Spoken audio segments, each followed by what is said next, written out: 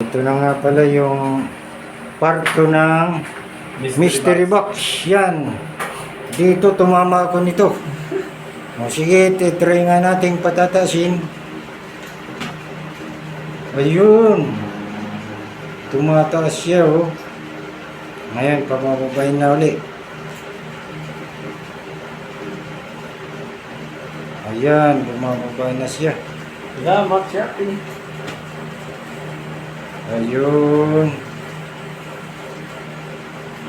Meron pala siyang adyasan. Walang katalo-talo sa 600 nito. Sobrang taas oh. Sige, pababayin mo na. Tama mo na sa tamang height.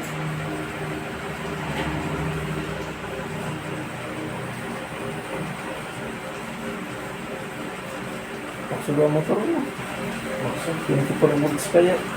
Ayan, maraming salamat sa mystery box. Panalo tayo ngayon.